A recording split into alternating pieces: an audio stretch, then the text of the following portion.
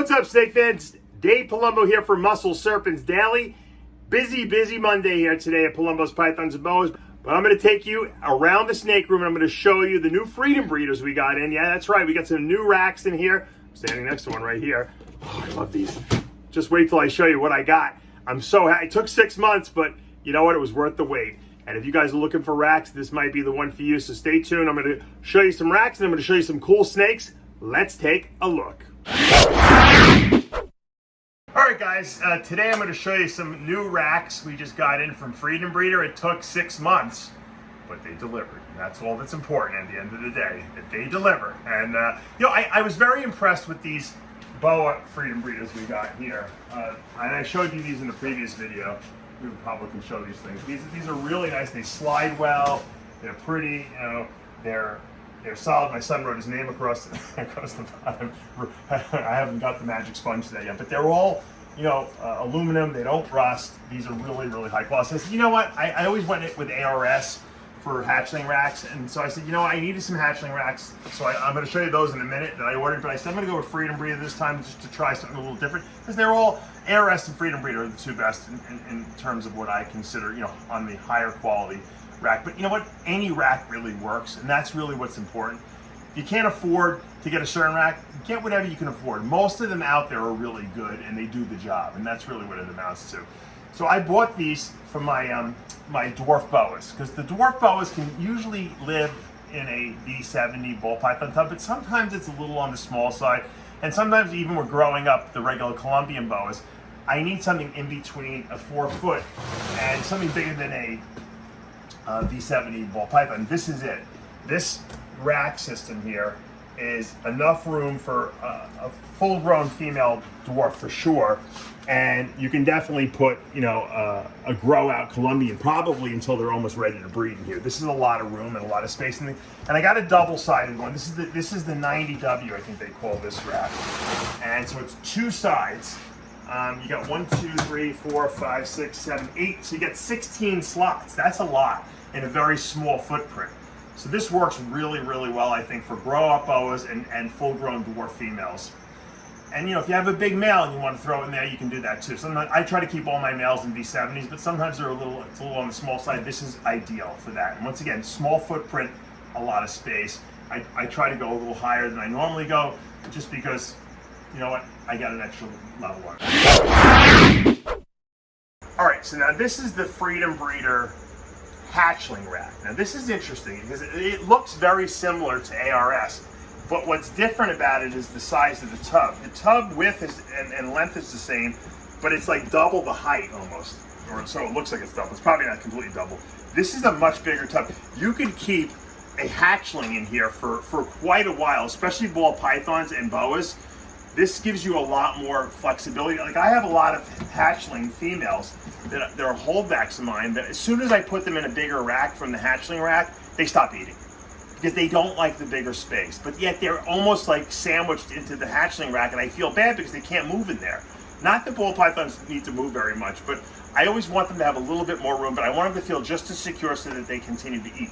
This hatchling rack affords you that. Now you lose, I think we figured out you lose 10 slots? I think it's 10 slots total. There's 55 here and there's 65 on an ARS rack. So you're losing 10 slots, but it's the same footprint and you're getting a lot more room. So I can use this, the versatility of this is that I can put 1 and 1.5-year-olds in here and they can probably live fine here. And males probably can live in here for a long time. So it gives me more ability to grow my stuff up in these smaller ones, which gives me more room and space, obviously, but more so because ball pythons like to stop eating, it's more security for them. I can put a small hide box in here and they can live very happily, probably for almost 2 years for females. And then when they're really kind of at that, like, you know, bulletproof stage where they're eating anything, you know, in sight, then I can move them to a V70, right to the V70s, keeping my V35s for my males, which is what I do for ball pythons.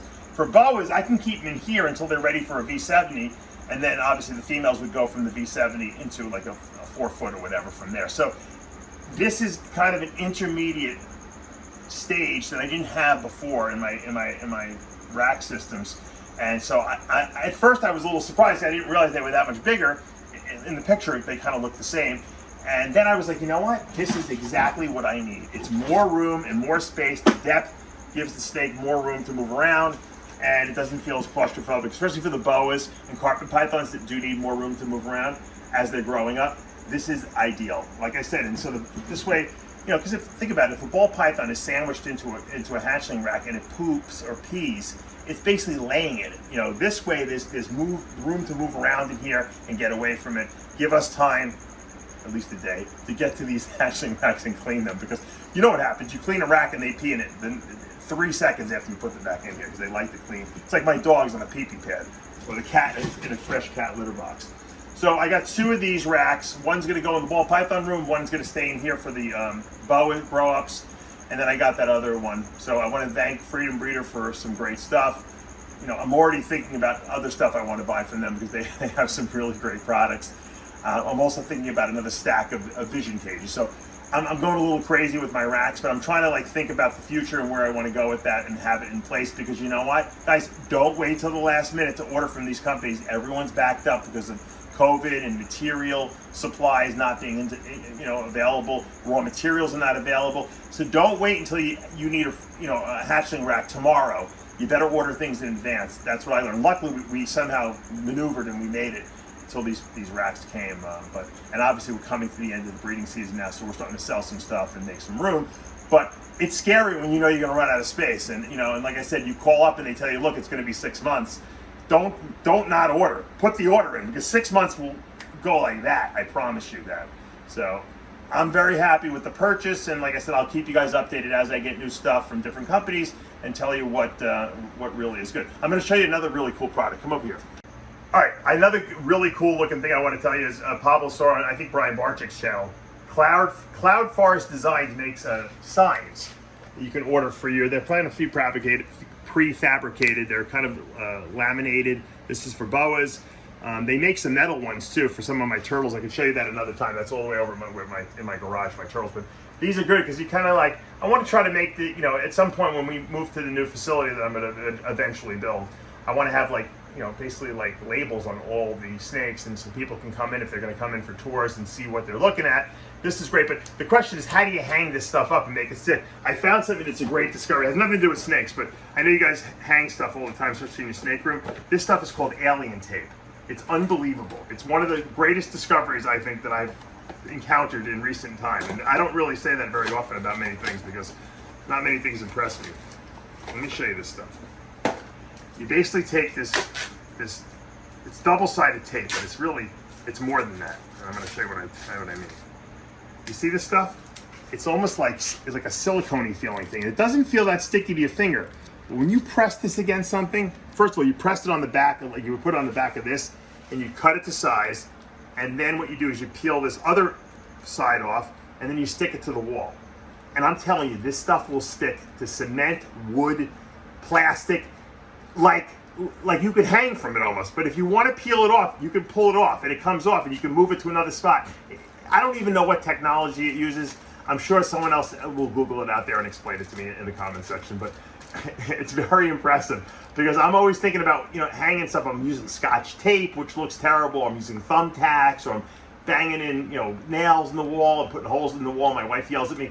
This stuff is amazing. I'm telling you, alien tape. You can check it out. I got it at Target, but I'm sure you can probably get this on Amazon. If you hang stuff on a regular basis, especially signs and stuff like that, this stuff is amazing. Once again, non-snake related, but still relevant.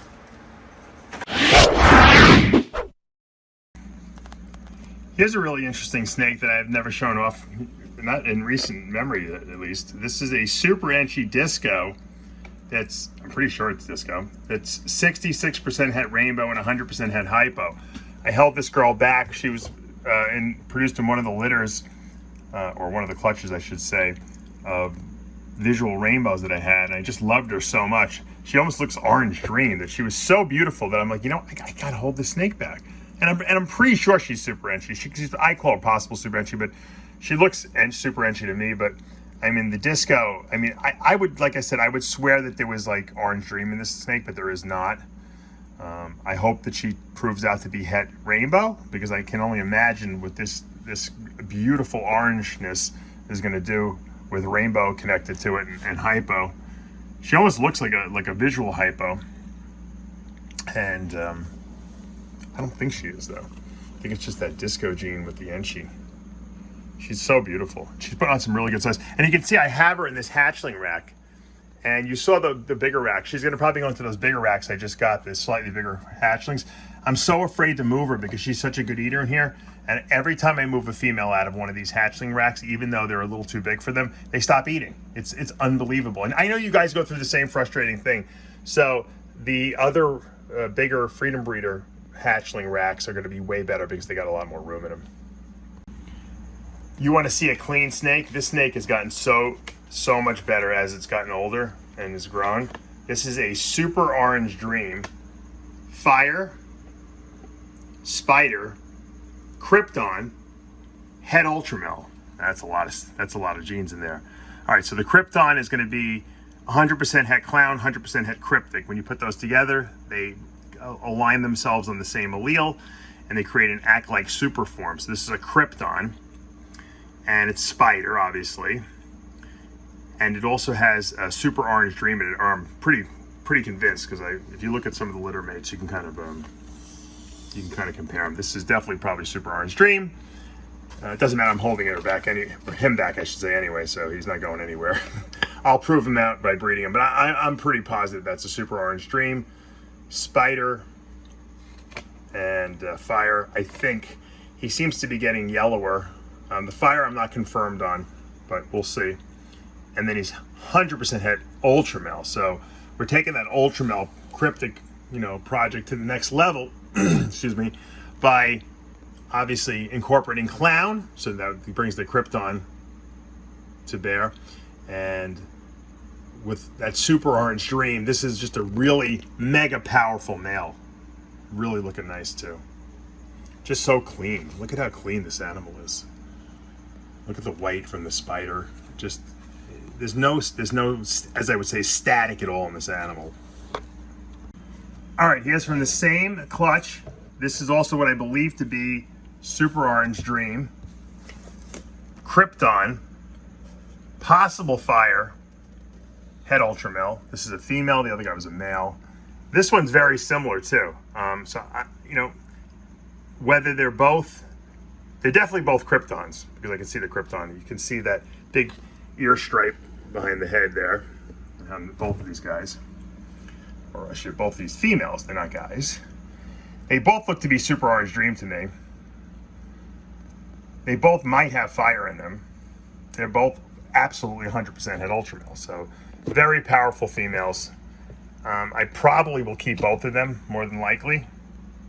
Haven't decided. When I have very, very interesting clutches like this, I keep the snakes and I grow them up a little bit. That's why a lot of stuff I have online is bigger, because I feed them as if I'm keeping them, and then if I decide at some point to sell one or two so I can invest in another project, I'll do that. But these guys are really, really looking nice.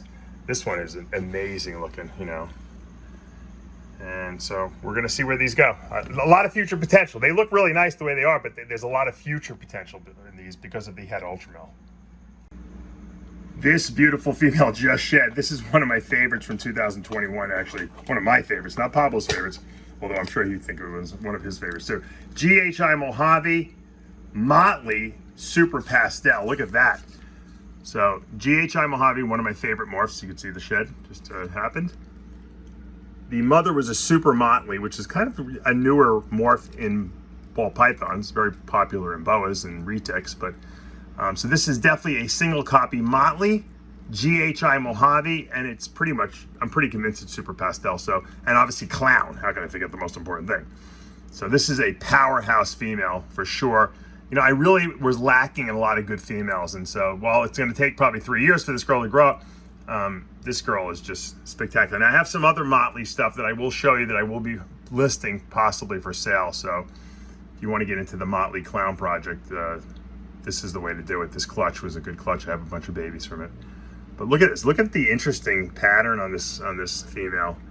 Look at her head. It's like completely erased. It's the Super Pastel, but yet the pattern that goes along its dorsal surface is just so extraordinary. And I think the reason why it's so pronounced is because of the GHI Mojave aspect, and then the Motley kind of like muddled it up a little bit. But It's just a really good combination of genes. And I'm in the worst possible lighting because I'm filming these guys right in their tubs because I'm running out of time and I wanted to get something done for tonight. And I wanted to show you some cool stuff. So really nice looking female. I think you guys can see the potential here. All right, last snake I'm going to show you today because I got a lot going on, and I wanted to show you something spectacular. This is a look at, it's growing really well too. This is a male hypo rainbow, possible super enchi, probably pastel too. But we produced a bunch of rainbows this past 2021 season, and this is one of the best ones, I think. Really, really nice looking. I mean, the hypo and the rainbow go great together. Obviously, look at the pinched off head. That's definitely probably super enchi. I don't think there's pastel in there. I just put it down because it's potential, but this male is a powerhouse. I'm pretty sure I'm going to sell him because I do have some really nice males already in the rainbow project.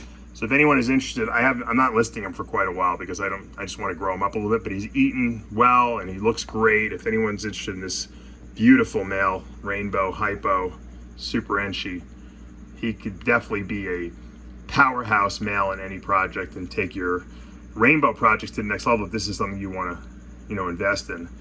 I do have some females that are available too, that are 66% het if you want to get involved with as well. So you can hit me up and let me know. Once again, I'm always willing to help and give suggestions. All right, guys, that's going to do it for today. It was a quick hit Monday, busy day here. Not only at Palumbo's Pythons and Bows, but at rxmuscle.com and as at Species Nutrition.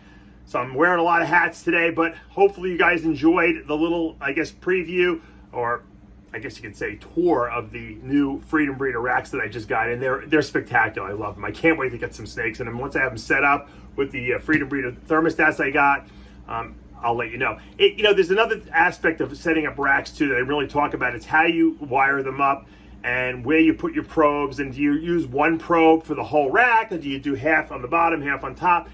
That's really entirely up to you. Like I said, if you have a new system, usually all the heat panels work really well. So if you put the probe usually toward the bottom, the top ones won't get too hot and the bottom ones will stay pretty well adjusted. Sometimes I like to split it where I'll put the top half on one thermostat, because the thermostat has, two zones on it. So usually I put zone 1 on the top and then zone 2 on the bottom. But you don't have to do that if you have a good rack. Now with old racks, I like to break them up in zones because sometimes all the heat panels are not working quite as well as they did when they were first done. A lot of times if I buy a used rack, I'll buy all new heat panels for them or all new heat cabling if I'm getting a vision rack, just because I don't trust what's there. Those are the things that fail. The metal part of the rack never goes bad. So that's something to consider, obviously. If any of you guys liked anything I showed you and they're available, you want to reach out on any of the projects that I'm working on, I'm going to give you a lot more in-depth stuff in the coming days this week. Obviously, Monday was a quickie, but once again, it's all about the rack. So you got to have good racks, and you got to think ahead, because as you breed and produce babies and as they grow, you can't just wait till you have no place to put them because of the delays in production time that exist now. 5 years ago, you can call up any of these companies and in a week or two, they'd have you, a new rack, but that's not the way it is now, so don't wait till the last minute. All right, guys, I hope you're enjoying all the programming. If you are, tell your friends about it. Hit that subscribe button, turn on your notifications, hit the like button. I'll see you back tomorrow morning.